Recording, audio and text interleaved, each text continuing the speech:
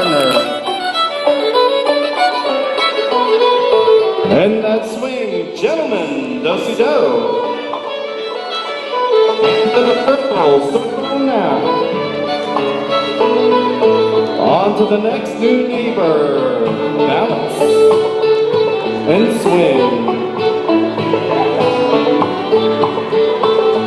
And that swing in long lines up to the middle. Ladies, Allemande right, once and a half. Partner, balance.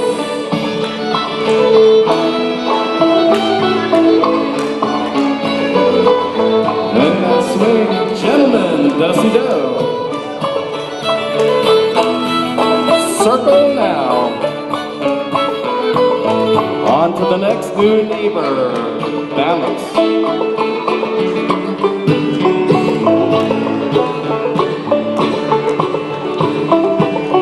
Long lines. Ladies. Partner, balance.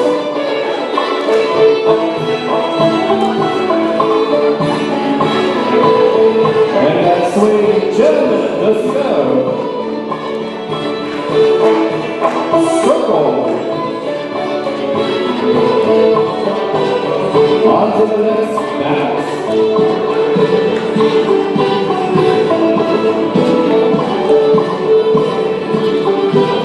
Long line. Ladies.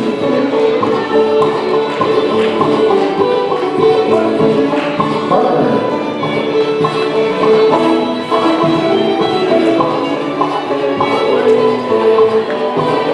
Gentlemen. Circle. On to the next balance.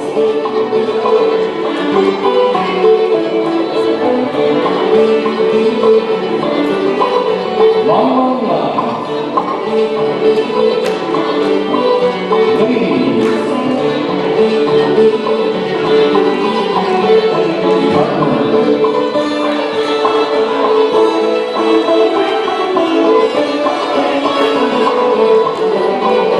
Gentlemen,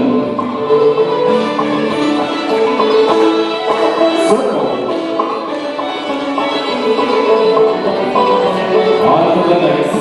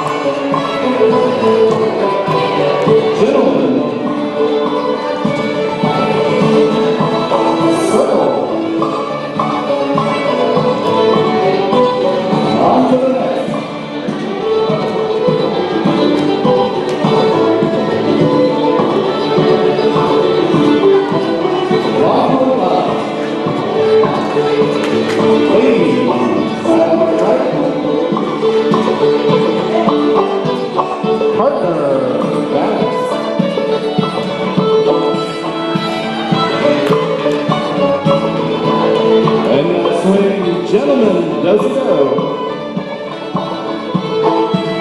Circle. On to the next balance.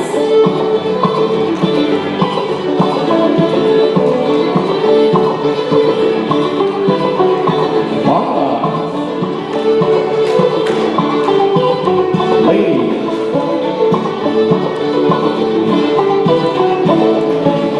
Partners.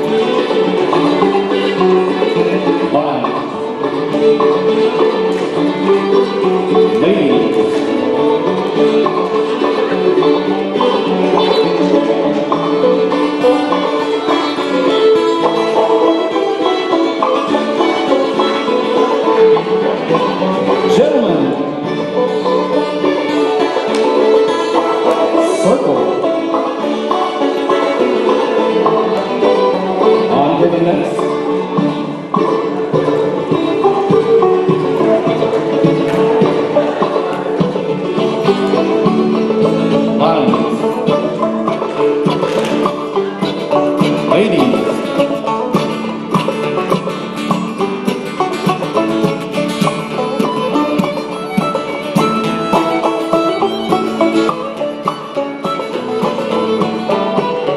Gentlemen, circle. On to the next.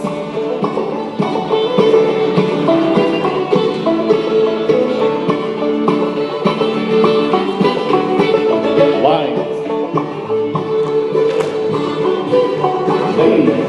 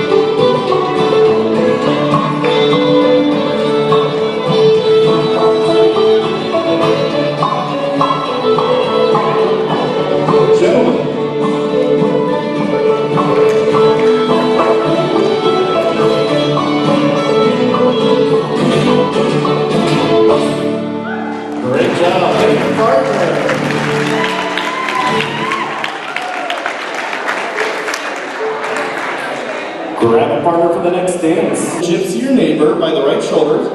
So just sort of lock eyes and kind of rotate around each other. And then when you're ready, swing your neighbor. Swing your neighbor. And that swing facing across in a circle. Circle left 3 places until you can swing your partner on the side of the set. So you're swinging your partner on this side. And that swing facing across. See, and that swing facing across. Right and left through across the set. So grab the hands of the person of the opposite gender across from you, pull by, and courtesy turn on that other side. And that swing, circle left 3 pieces. Partner swing. And that swing, right to the left, with a courtesy turn. Ladies chain. Hands in a ring. Balance now.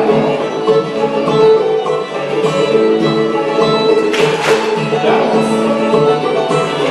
On to the next new gypsy. And swing.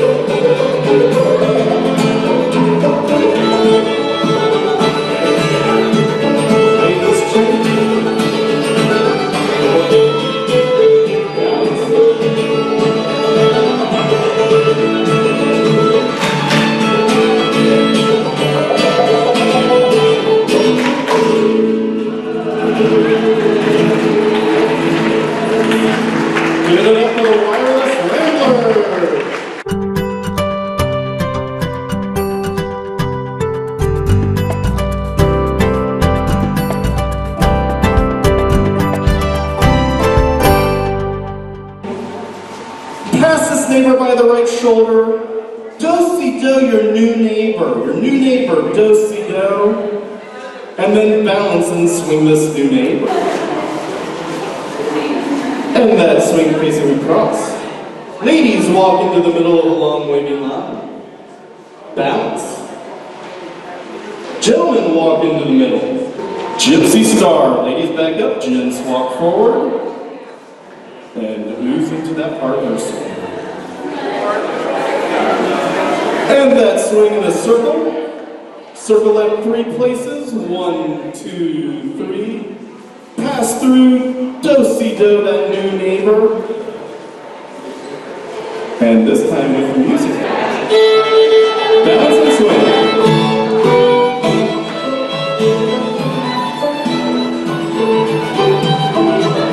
And that swing, ladies walk. Balance. Gentlemen. Balance. Gypsy star. Partner swing. Circle left.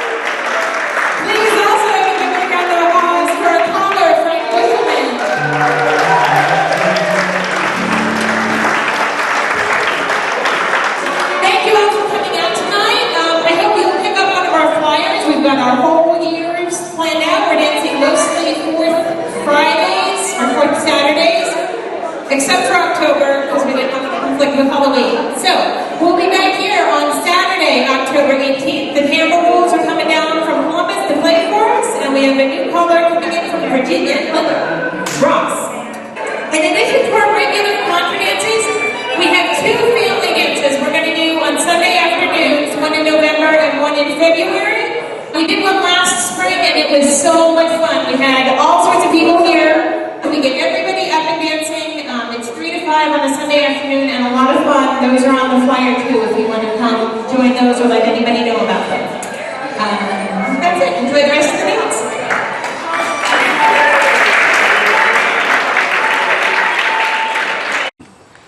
I'm very concerned about what's going on in the world with all the fossil fuel, and this is my way of trying to deal with it. I try to use as little fossil fuel as I can, but I buy my share of fossil fuel as well. So I've been driving this vehicle for 2.5 months now from my land to here. This is what I consider my place of work. It's 7 miles away to where I live. It's been working real well, except when I had a wreck a few weeks ago. And that was due to the fact that my brakes wiped out, they got wet, and they didn't stop me. And there was a big tree across the road. So I ran into it. It tore this wheel loose, and it smashed in the front there. It was really surreal. It was surreal seeing that tree across the road when I came around a turn. My big lesson was this is a fair weather type vehicle. This is another one of yours? This is a motorcycle here. Oh. This is called the Electrocycle. And it is a motorcycle. It only has 120 watts worth of panels. We're driving around Tupper's Plains here, like doing a little errand or something. It's about a mile across town. So to drive, making one errand, I can come back here on a sunny day and I can recoup the energy I've used just by sitting in the sun. So that feels real good because when I put these panels on here originally, it was almost for symbolic reasons. I'd like to have a solar electric vehicle, so this is 120 watts worth of panels, which isn't much. It does work if I'm not going very far and it's a nice sunny day. It takes a lot of energy to move a vehicle around. This vehicle here takes about, I'm going to guess about 200 watt hours per mile. That takes about 300 to 350 watt hours per mile. Gasoline has 33.41 kilowatt hours in a gallon of gasoline. So, henceforth, that's why gasoline is such a impressive fuel. That's a lot of energy in a gallon of gas. So if you use that equivalent, this gets about 133 miles a gallon. That there gets about 85 miles per gallon. So even though they do use a lot of energy, they're using less energy than a gasoline-powered vehicle. I do have to plug these into the grid when I'm here. I don't like doing that, but we got to do what we got to do. Hopefully next year there'll be a charging station out here. I will be able to claim that I'm driving totally off the sun. That's my goal. This vehicle is consuming about 200 watt hours per mile. Let's say I'm going 30 miles per hour, then I'm consuming quite a bit of electricity in that mile. So it takes a whole hour just to get 120 watts here. So I'm consuming a lot more I'm getting, but any little bit helps. I'm just sitting in the sun anyway, while you're at work or shopping or whatever. So you're actually getting something while it's sitting there. I was a mechanic for many years. I've worked on many vehicles. I think that's why I'm particularly attracted to this, because fossil fuel vehicles are just not sustainable. There's just more and more of them all the time, and for me that's pretty freaky because we just can't keep going on that way. Okay, I can't use these vehicles to go to Athens or Parkersburg or Pomeroy. They won't make it. We've got to change the way we do things. We need to go back to smaller neighborhoods where a vehicle like this can supply our needs. Getting off the corporate chains of supplying our needs and going back to mom and pop stores the way it used to be. That's my idea anyway of how we should do it. Because I would love to have a store here in town that covered all my needs using a purely solar powered vehicle. That would give me more of a sense of security than making lots and lots of money and driving around in a polluted world. What really works is building the charging station with like we'll see down on the land, I've got 900 watts worth of panels. And 900 watts worth of panels does a pretty good job. It just becomes a matter of how big of a battery bank do you have. Is the rear wheel the only drive wheel? That's the only drive wheel. And this one here, the wheel motor goes into a planetary gear system from an automatic transmission, a GM transmission. Now this is some recycling going on here because these 700 series GM transmissions are notorious for the rear planetary gear blowing up. So this is the front planet gear, and I go to the local transmission shop, and they've got stacks and stacks of these planet gears, and they work perfect. Why did you have to use, I mean, is that a gear reduction? Yeah, it's a gear reduction, yeah. So why can't you just operate the motor at lower revolutions? Well, the problem is, like the Sun Cruiser there, that's direct drive. Okay. So every time the wheel motor turns, the wheel turns. Right. So that's about the same thing as starting out with a 5-speed transmission starting out in 5th gear. Right. So if I'm going up a hill... But you got the torque to do it. It doesn't really have enough torque. Oh, really? See, that's the problem. That's the big problem with wheel motors is torque. And anybody that cares to abuse their vehicle a little bit can follow me the way I go. Now, I always like to prepare people for something, and a couple of times people have followed me and there's water. We've got to cross the creek 3 times, and that's a little freaky for people who have never lived in West Virginia where the roads are the creeks. The heavier it gets. And so then you need more battery, and then you need a stronger vehicle. So this to me is a pretty satisfying medium, I think, to run 72 volts, especially in an electrocycle there. I just recently changed my battery pack out in this one because the batteries I was using were AutoZone deep cycle marine batteries, and they just weren't doing the trip on this. How much does this weigh? That's a surprise. I thought with all the aluminum I use in that, I would come in 1,000 pounds or under it. I got it weighed, and they told me 1,540 pounds. Wow. I couldn't believe that. But that is a 540-pound battery pack in that. Well, right.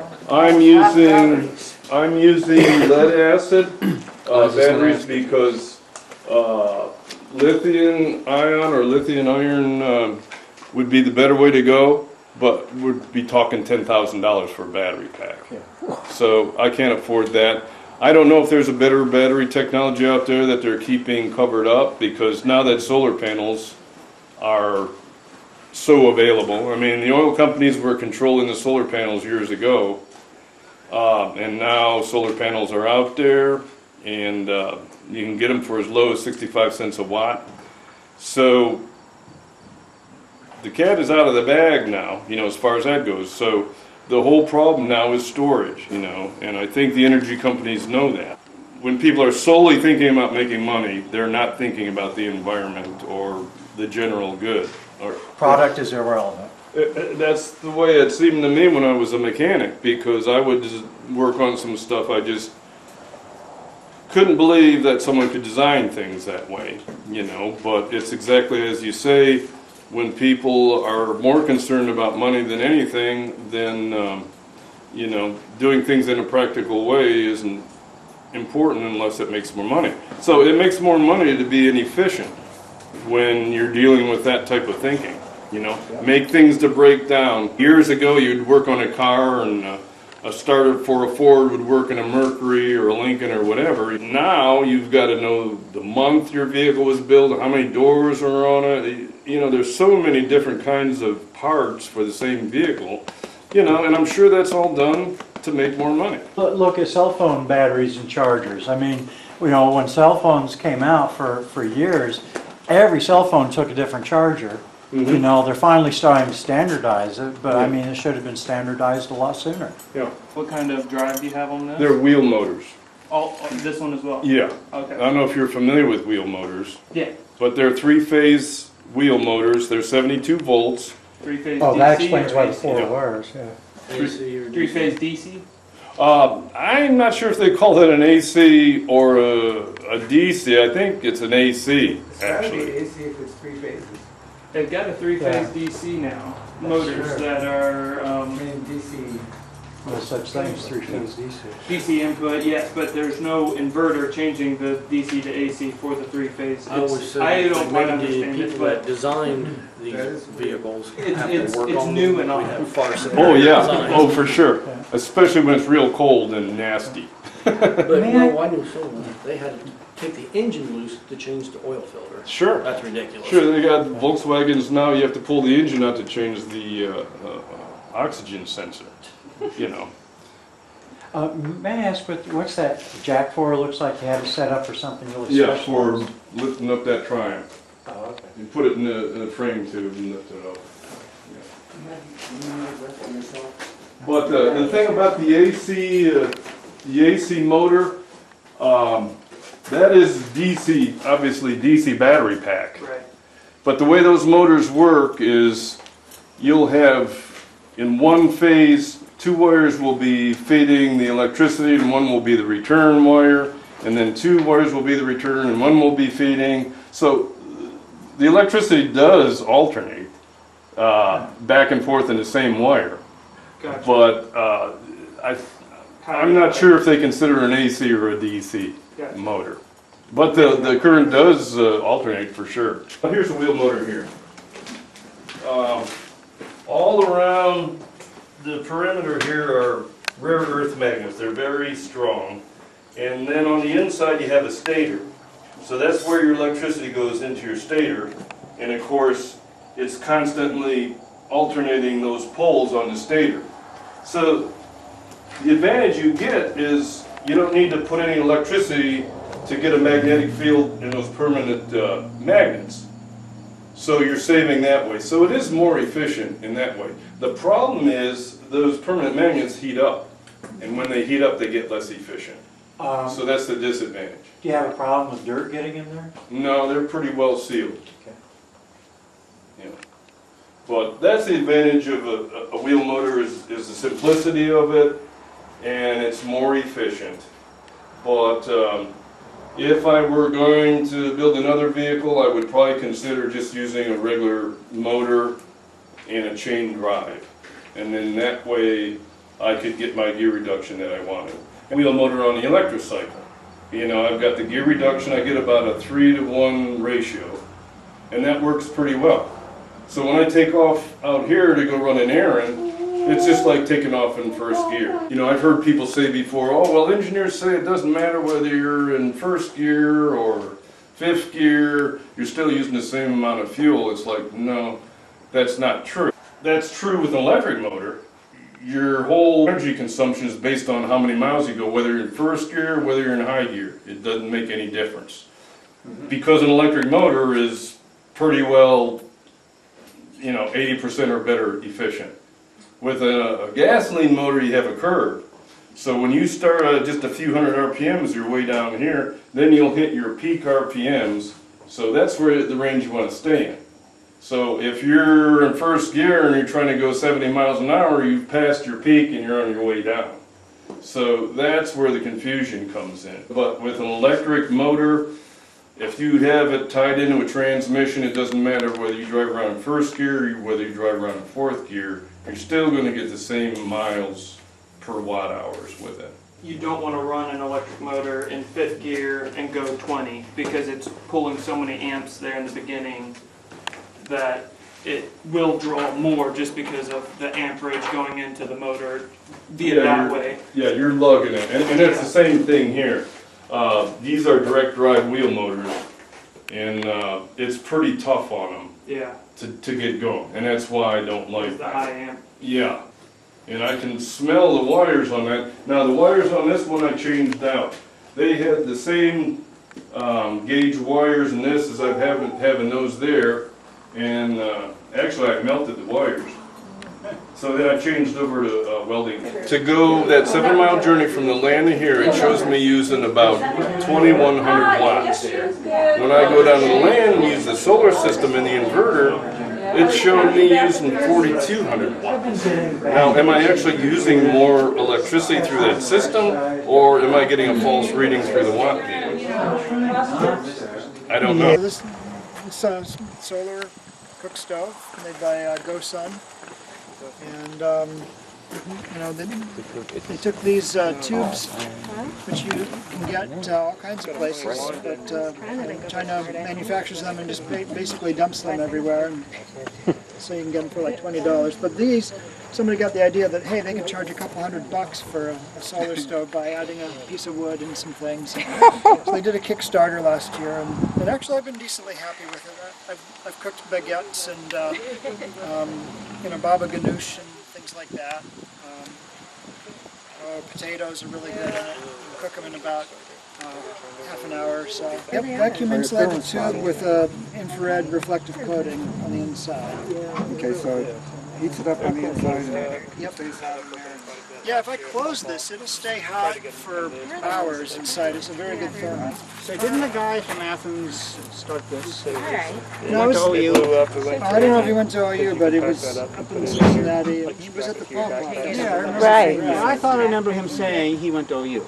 In the tiny house, which I've moved into, you shower if you want to use as much solar power as possible. Well, one way is you can kind of jury rig a little, basically, agricultural sprayer. Yeah, you pour water in here, tighten it up and pump it up. Yep, quite cold, and then you put it out in the sun and it warms up. That's the solar collector. Ideally, you put it on the roof, which gets plenty hot, or you can just put it out in the sun and it'll eventually get quite hot. You know, there's outfits that'll sell you one of these for $35 plus 15 shipping, so you're about $50 for one of these. And it turns out that this takes a while to heat up in the sun. That's not real convenient. So here's the economy version. And you just put a couple of these out in the sun, and they heat up in maybe half an hour. If you let them out for a solid hour in bright sunlight, it's way too scorching to take a shower. So you've got to empty it out halfway and basically dilute it at least 50-50, and then you can get a pretty good shower. This actually, I like this better than that, having tried both. You can hang this up somewhere and click this in the on position, and it'll just give you a nice spray for several minutes in a shot, whereas this one, you kind of have to guide it. But I think I like the results with this better. You get it surprisingly clean with two of these. You're like, well, what do I do with the last cup of water in here?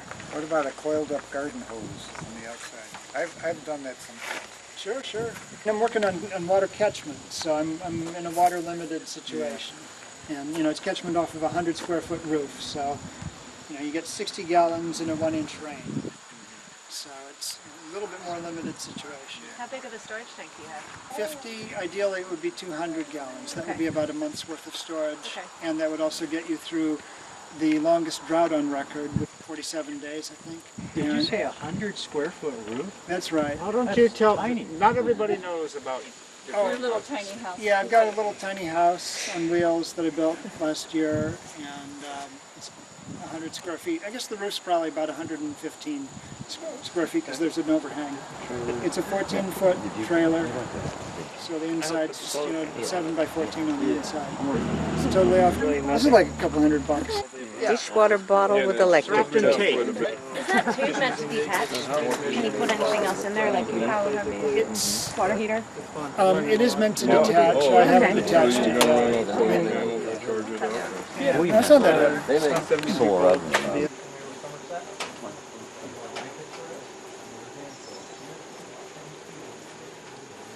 It throw some wood ashes in with it and some of these shavings on top.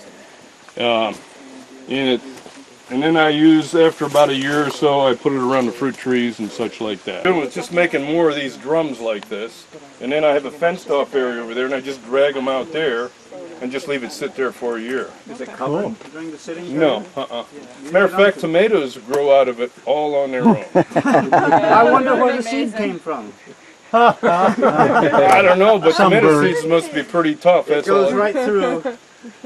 Yeah, but it grows tomatoes great. Better than the tomatoes up here in the garden. Charges off the panel on top there. It's a 24-volt panel. I've been running these batteries 4 years. You read on the internet of people charging this very same mower off the grid. They're only getting a year out of the batteries. So it takes about 3 days to charge them up. If you charge off the grid, they'll charge up in maybe 2-3 hours. So there's your difference. You don't mow that often. You're only going to mow every 2 or 3 days. So That works totally fine. I'm real happy with that. Is that hot water on the porch roof? Yes, that is hot water. It's pretty small. To tell you the truth, after seeing Danny's system, I think it's far superior to that. What the advantage of that has is it's got electric motor, electric pump, that when the sun starts shining up there, it kicks on the pump and circulates the water. The pump circulates it when the sun's out. When the sun is out. Because the issue I have here, when I built this place, and I first started on it, it was beginning of July, it was very hot, and I'd come up here and work, and I would come up here before the sun got past these trees here. When the sun got over here, I'd quit, and I wouldn't start working until the sun got over there. So I've got about 3 hours of sun on the longest days. So as far as heating my hot water, I got to make the most of it. It would, if there was long enough period of sun hitting it, would naturally circulate, but that's why I had to add the pump to get it working right away. So as soon as the sun hits the panel, there's a separate panel for the pump, and when it hits that panel, it starts the pump pumping water through there. But in the wintertime, I have hot water because the stove heats up the water. You don't use it in the winter, it's drained. Not this, but I still have the same hot water tank in there heating up from the wood stove. So your hot water tank is above? It's above upstairs. That meter, It's up in the ridge? It's in the upstairs, Okay. yeah. Oh, the water's up there. Yeah, So it would work like a thermosiphon. right. You said it just doesn't quite do it fast enough. Let's take this thing and put it in there. It's really a great system. Put that in there, it collects in the batteries, it kicks in the batteries. This is a bought electric mower. This is, yeah. Okay, I bought one. And it's self-propelled. You didn't, oh, even self-propelled. Yeah, it's self-propelled.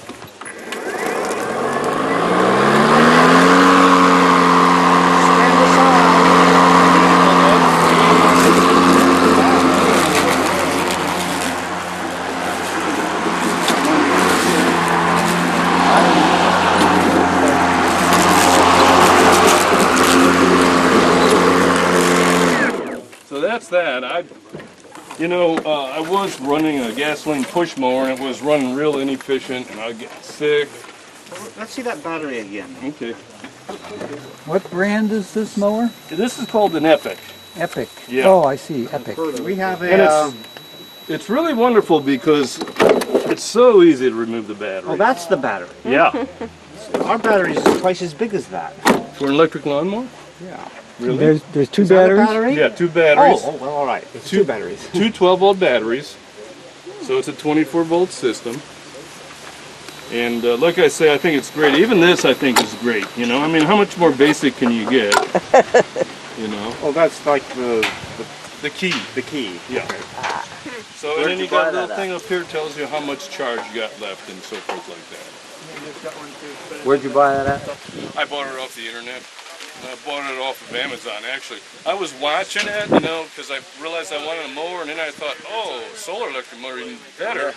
And I started watching this thing, and it was like, I think it was close to $300, but the price kept dropping, and finally got down to something like $219. So I got to buy that, you know. I don't know how they work their pricing, but the price kept dropping on it, so I went for it. I probably spent more than I needed to on the panels and the charge controller, because that was a couple $100. You know, I could have built my own charging system probably, but I was assuming it was well matched to this. So. Talking about how he got all the materials up here. He used that cable there to pull up all his materials down from the bottom of the hill on a sled to get him up here. Yeah. Wow. He is able to drive his Toyota up that hill, but it's pretty steep. So.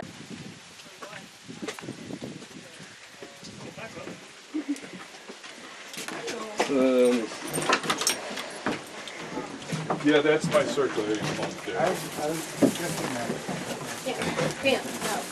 like your generator hooked up to the lawnmower engine. Oh yeah, that's when I used to just have the 60-watt system. When it got to be wintertime, I'd have to fire that up. Not too often.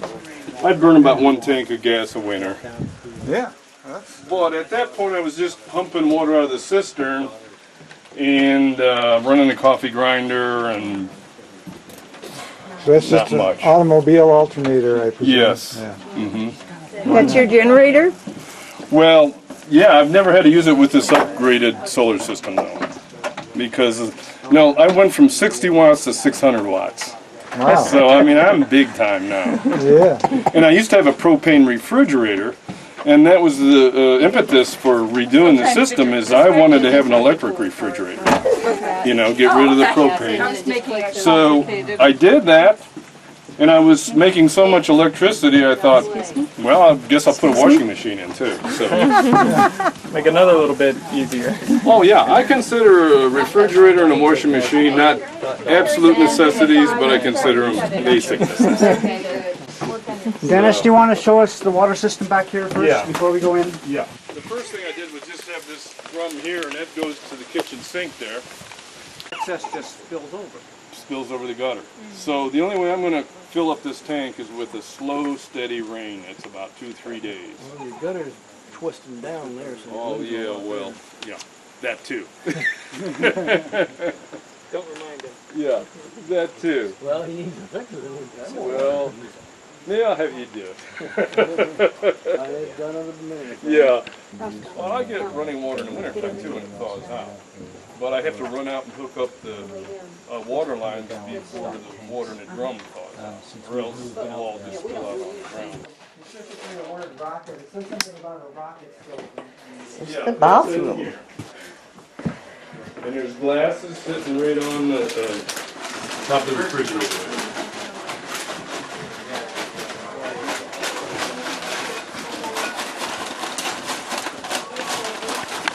That's the heating system for the winter time.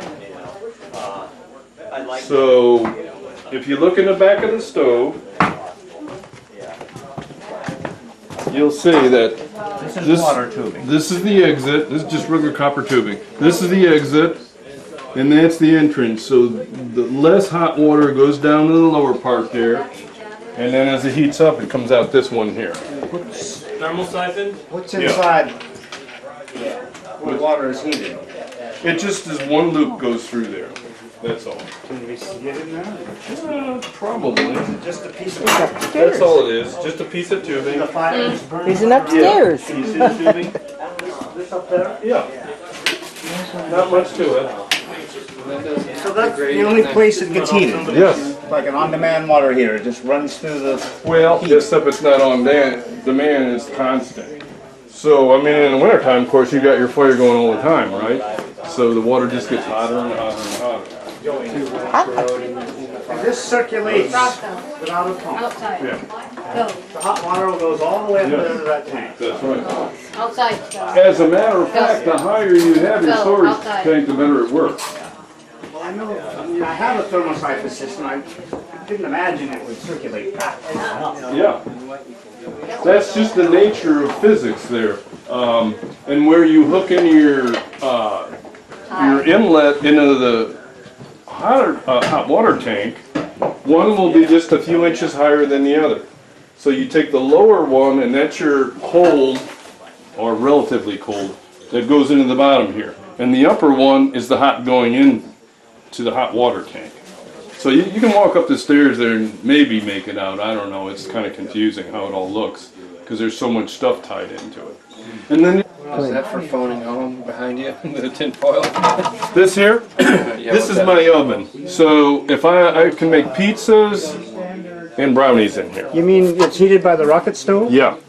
Is there, how's the heat get over there?